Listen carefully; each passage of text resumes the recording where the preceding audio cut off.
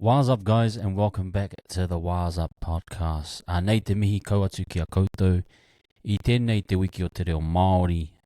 We are celebrating Māori Language Week here in New Zealand, and it's only fitting that we acknowledge te reo Māori this week as well. Nō reira, mihi ki a koutou I tēnei wā.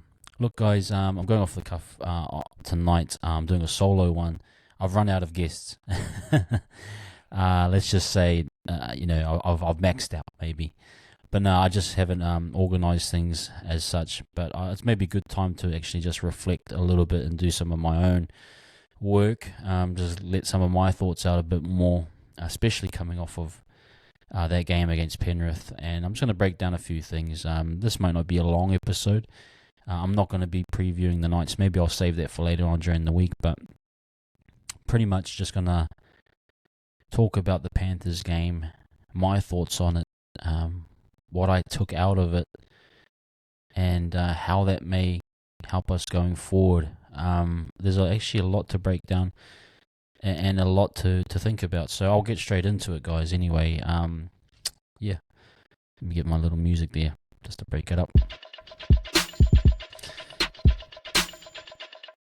Okay, guys, excuse me, my thoughts are kind of unstructured. It's a busy week for me, actually, with a lot of things going on. So, it's quite difficult to do podcasts and other content, especially this time of year with work and actually with this finals run, which is just massive. And I hope everyone, I know the members' sales went out today, and the pre-release to the members, non-members, those that bought that $49 package. I hope you guys got tickets, and if you do have tickets, people, spare, make sure to get them out to everyone. I know it's really important that we pack it out at Mount Smart. I'm going out there with my mate Warrior Holic. We'll be out there.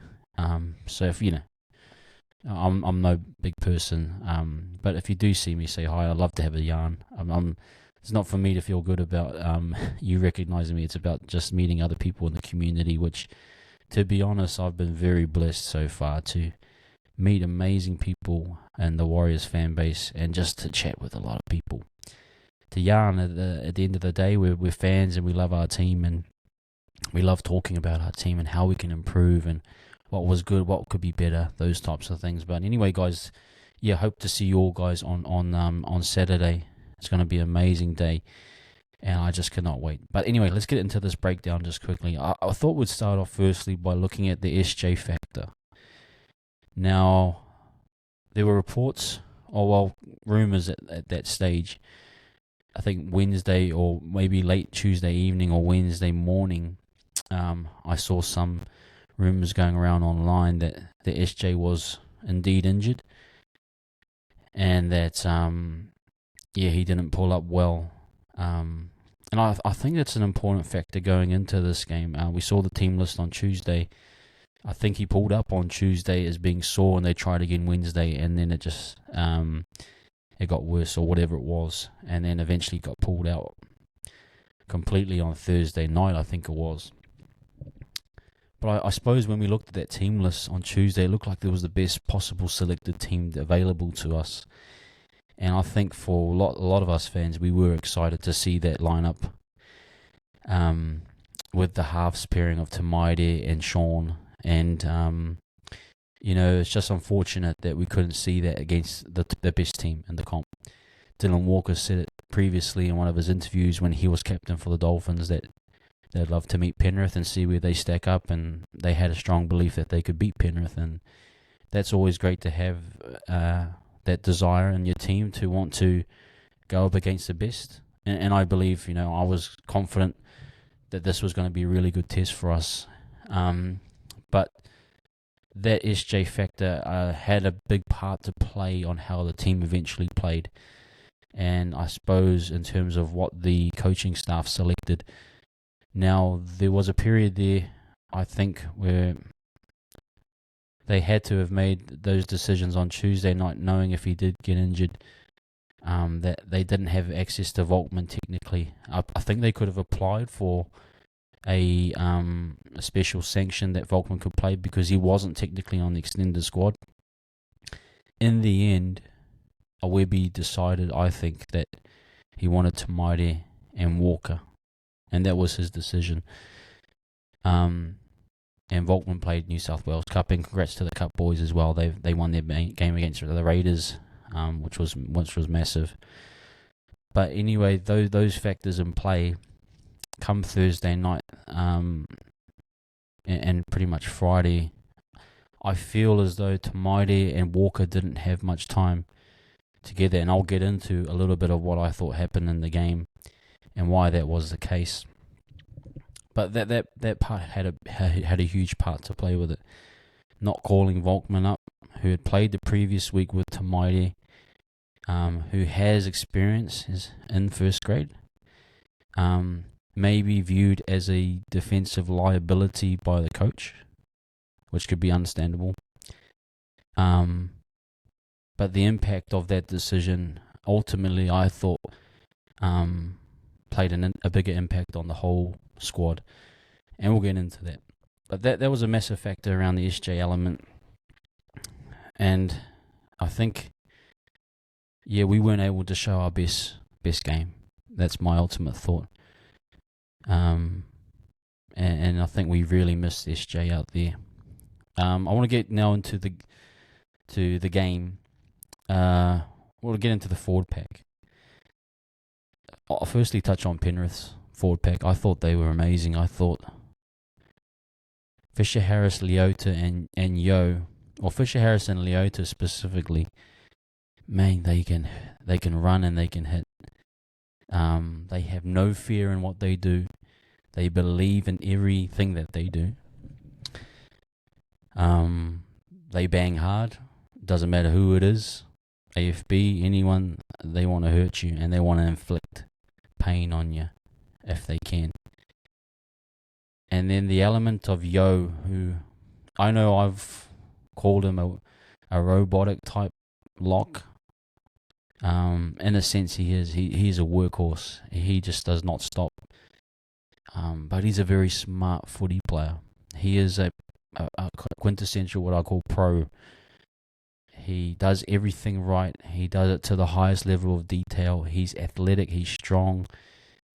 He runs at the line with great plans in place. He's got footwork. He can cut it back behind the ruck. He can ball play, target the person they need to target. His defensive work is so sound. He's just a really good player.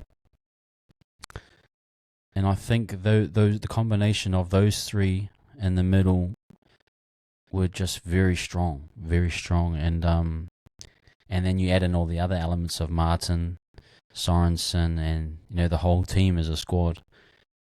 It's almost like I was thinking about it when I used to do Jiu Jitsu, and you could tell when someone was very good at Jiu Jitsu. In Jiu Jitsu, you got to try and keep everything tight. So when I learned how to do it, it was like you can get what's it called, full mount or half mount or whatever it is, side control. To get into an armbar, you don't automatically release the person and then put your legs over him and then do an armbar. It's all incremental movements, keeping everything cinched up. So you'll rub your elbow along his belly, then you'll slowly move everything, and you do not release any tension in any part of the body. You control the whole movement. It's like maybe like a snake when it catches the prey. It just slowly, locks its jaws or whatever it is. Oh, sorry, I don't know the actual animal analogy right for that, but it felt like that with Penrith. There's no gaps. There's nowhere for you to breathe. When they attack, they fill the void. They fill the space that you've created. So it is very much like a very good person at Jiu-Jitsu. They fill those spaces up to eventually get you into making poor decisions, poor reads. And honestly, I know people are blaming edges and stuff. I think it was a team. They broke down the team effectively on attack, and they got so much ball in possession from our errors, but they didn't waste it. Nothing was a build-up play. Everything was very intentional. As soon as we dropped the ball, they're straight into whatever they're planning to do, and they're very clinical. They're very purposeful in whatever they do, and that has just got to be commended. When you watch it without bias, it's actually just super amazing, and it's no wonder that they're going for a three-peat. It really is. And I suppose that is a big element, is that we're catching a team in their fourth year. A team that has grown up together, guys that have come through strong development pathways, guys that love playing for each other. It's just like, almost coming up against, when you go into like a social basketball touch competition, and there's just that team that have just been together for years, and even though, they may be super fit or they might be old, but they just know how to play together, and they just get it. And even if you get a few rope-ins for your team that are really good, to try and stack your team up, they just always find a way to win. They're just that in sync with each other and that good that they just know how to beat you, and they've just got that experience together. I think Penrith is very much like that, and we're witnessing a really golden era for Penrith, I believe. And so going off the back of that purposeful element, I'll switch back now to our halves with Te Maire and Walker. I honestly don't think they got a training session together, maybe on Thursday morning, before they went on their flight Thursday night, and then they had captain's run on Friday. Te Maire, I don't think, is that type of a half. Well, I shouldn't say that, but with limited time, it felt as though they both were trying to find what their roles were, and they actually found moments in the game where they actually started to gel. But it was like they were learning on the job. It was like they both had different ideas. It was both like for me, they're just trying to go through the motions, or just try and get through a set without really, really trying to break it down. And maybe not having the skills or the communication or the time with the combinations to really set stuff up. There was one where Te Maire, I think he went and he played, they usually have that double block play with CNK out the back. He threw the short ball to Berry, which was actually great, but then Berry got caught and he passed it back inside, and the play died. It's not to say that Te Maire isn't good, it's just that he hasn't had those reps to set up that type of play effectively, although it was a really good ball, I thought. And then same for Dylan, found himself at times just running the ball with nothing really set up on the outside. But we've seen that with Dylan at this stage in his career playing six, that we saw that period initially where we had that run of 3 games where Dylan was playing half, and it was the same. So it's interesting that for Webby, he really trusts in Dylan playing 5'8". I'd say more so from a defensive angle, but that for him, Webby his experience is over taking a risk with Volkman potentially. But at the same time, we lose Dylan's effectiveness in the middle, and you can kind of see that with Tohu, that Tohu was really just trying to grind it out and tackled hard, but wasn't able to have that energy to maintain that consistent playing through the middle throughout the game to keep up with Penrith. And so I feel like that was something where you lose, you move one piece, an important piece in Dylan Walker to the halves, then you're going to put more weight on the likes of Tohu, AFB. And you could see that at times throughout the game. There were periods where, I think the model was to try and really grind it out with Penrith. I mean, our style, if you think about our style, it's very trying to grind it out, while being structured. But there were just some signs that, we started getting into a one-out pattern. That would fluctuate depending on the game, in which I credit the boys as having energy at different times throughout the game. There was a period there of like 10 minutes after the first try. I think it was from minute 12 to maybe minute 20. There was 8 minutes there where we went back and forth with Penrith, and we're starting to get in the starting to build into something. And then Dallin passes to Berry, and it just quickly, and like I said, the Penrith just pounced on that, and they just went straight into, they didn't set anything, they were just straight into attack mode, finding the weakness, and then Nathan just unleashing, and even Cogger as well, and Yo just knowing what to do. And that's how tight it is with Penrith, that you cannot have even one knock on. But those are some of the things where we were building for so well. Getting them into a, retreating, that type of thing. And then that's when we kind of, we let ourselves down, and then we had to defend. So those are periods of the game where we built something really good. We're going towards something, and then we release the valve, at the wrong, perfect time technically, or at the wrong time. Sorry guys, I'm just going off some notes here, but yeah, I thought Penrith, I think if you really think about it, they've earned the respect of the referees' calls. I mean, there was definite times where they were holding down on the ruck. But that's been 4 or 5 years of them building up the respect, or the resume that the refs will favour that the more stronger side. And I think we've had a few of those calls. I definitely felt that for the Seagulls game, the Dragons game recently, where I felt we got some favourable calls, and we have probably. And that's maybe a sign that we're a better team, is when you start getting more calls. But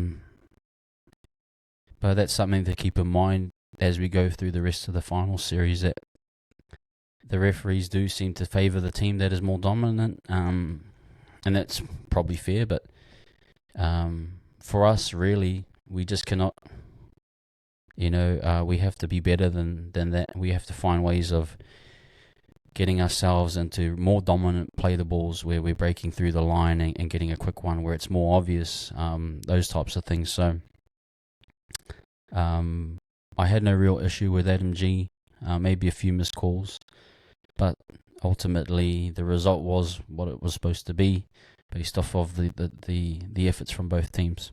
Yeah, just quickly going into the grinding parts. So there was parts where we were grinding out the game really well, but the kicks on the end of it, they were okay, but To'o was grabbing it on the 20 and running into it.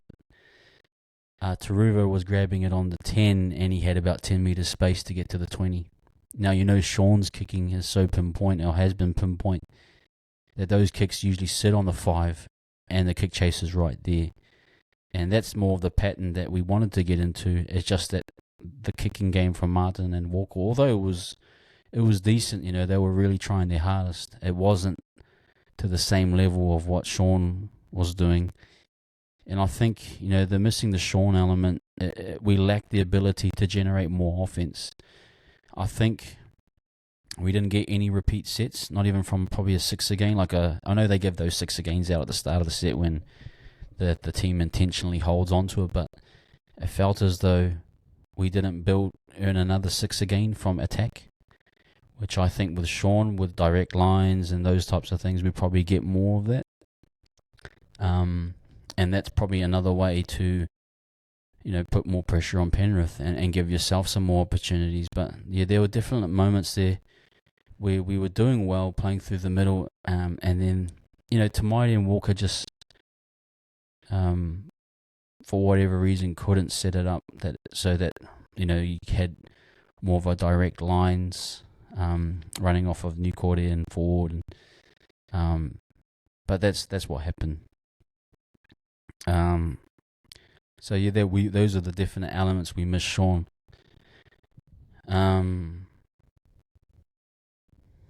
Yeah, so I think there were some moments as well where I don't think the bench really worked. I don't think the impact was enough, and that's where I go back to Dylan Walker getting back into the 14 role, providing again, more directness from the ruck, and setting up more plays. Because when we had some moments there where we did start to shift it left to right and start to create spaces, but it just fell apart at times.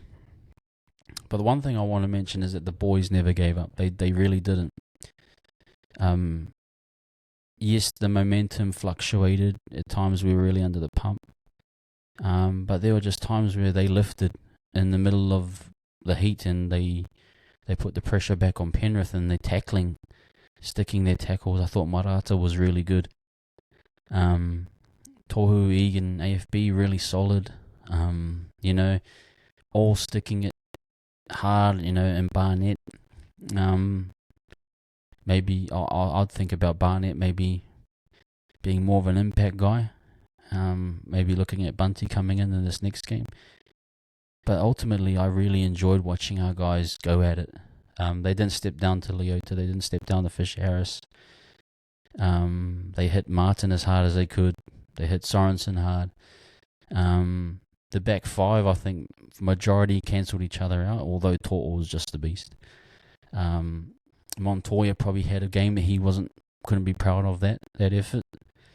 Dallin at times got caught out, either not jamming quickly enough or just sitting and those types of things. But overall, I think it was a team defensive effort where they just really dominated the middles, and then they were clinical.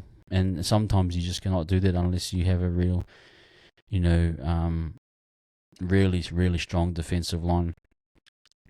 And probably, you look at Cleary's, a lot of his movements moving laterally along the line, we've struggled with that. So when you notice a lot of those tries, especially the last try where Cleary literally just chucking guys underneath, and he catches Pompey, taking a misstep, and he just fills the void. It really shows Cleary's class. And he picked his moments perfectly. And probably, he's probably someone we didn't target enough defensively. So, and then Dylan Edwards, you just always felt that when Ivan was making substitutions, they were perfect. Like Lenu came on and made an instant impact, and you felt like we were back to square one. So I just really want to shout out Penrith. Even the up the pass thing, I thought it was hilarious. I thought it was really funny. So I had no issue with the up the pass. And you know what? In my eyes, that's a good thing, because when one day you do beat them, or if you win a grand final, you can throw it back at them. That's all my thing is, like, but just wait. The whole idea is to build, and that's my thoughts anyway. But you can't, unless you beat them, and that's the style that they have, you can't really do much, in my eyes. So, what do I take away from that game? Personally, I don't think we showed our best foot. Our best game. We didn't put our best foot forward. I think we really just didn't show what we're really about. There were glimpses, but we didn't finish the plays off. We didn't give Penrith a full look at what we do, and I suppose that goes back to really depending on Sean to create for those edges, and then getting our best team off the bench probably is Dylan Walker, Jazz or Barnett, whatever you want to think about it. But I still love that our guys are going well, and I think they'll all go well this week. I know, it's going to be a tough game against the Knights, but I'm very confident that they will match it with them.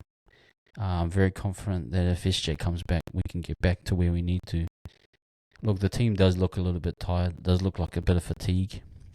Some players are, I think Montoya for one maybe is dropped off from some of his form for whatever reason.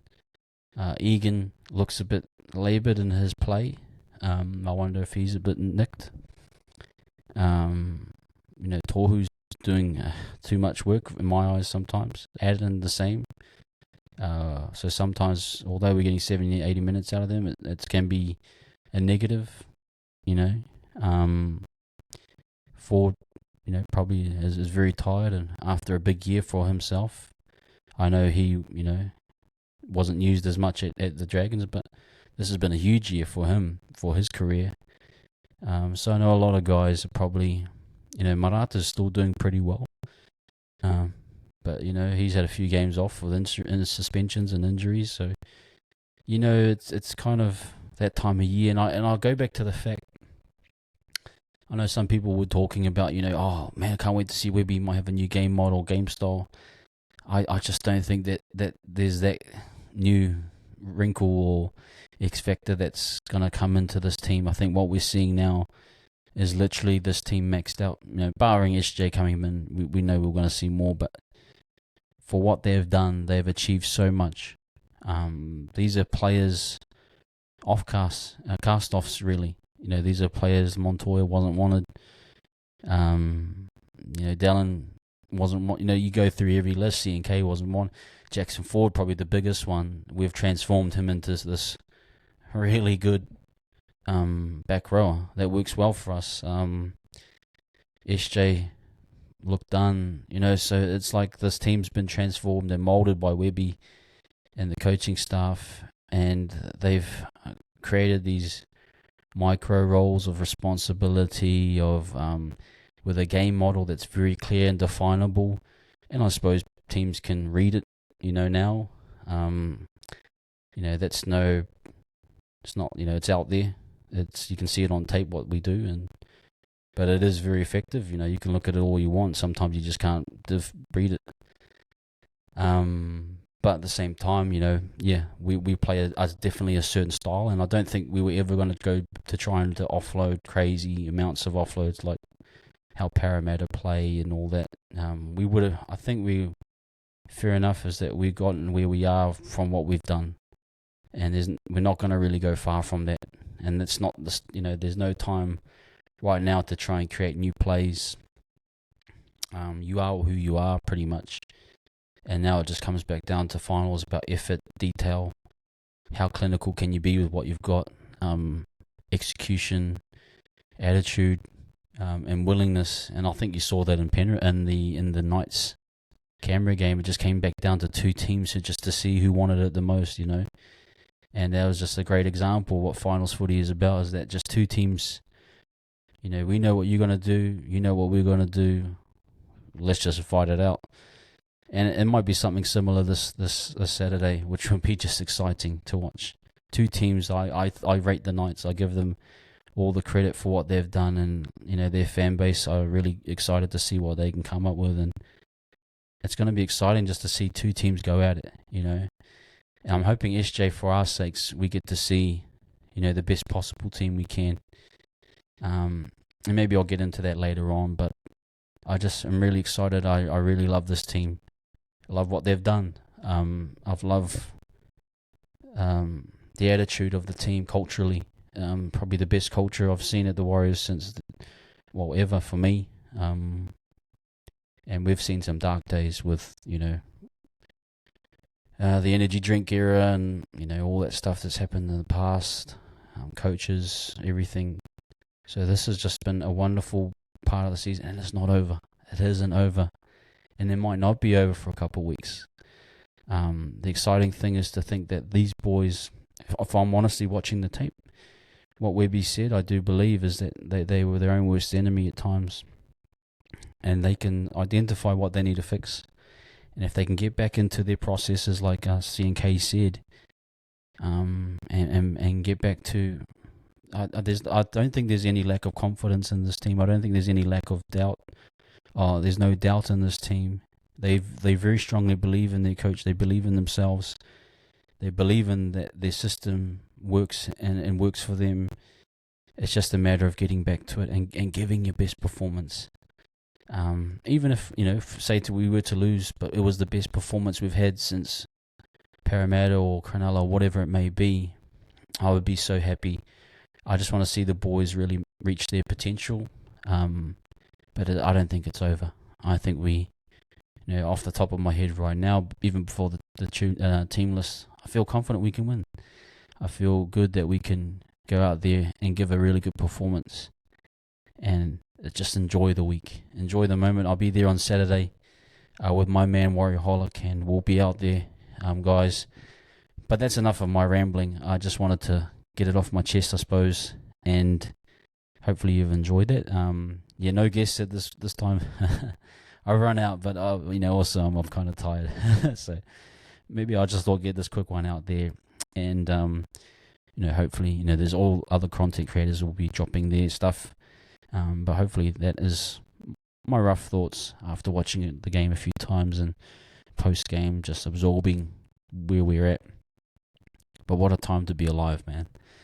What a time to be a Warriors fan. What time to be a part of something special.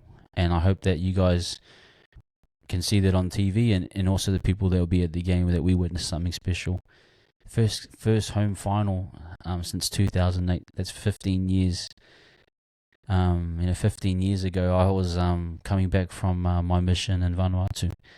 I was serving mission for my church at that time, and that's a long time for me. Going back into those days, I was skinny. I was like 67 kilos maybe. If you can tell, I'm probably in the hundreds at the moment. So that's 30 kgs worth of growth over that time. But anyway, that's my ramblings, guys. Thank you for coming, watching the Wires Up. Thank you for everyone's support as well. I do really appreciate it. It's been a wonderful journey, and it's not over. But I do love and appreciate everyone's support of this podcast. And we'll catch you guys on the flip. Maybe not on the flip. I'll catch you maybe later on the week. Do a quick preview of the Knights if I can. If not, we'll catch you on the flip. Peace.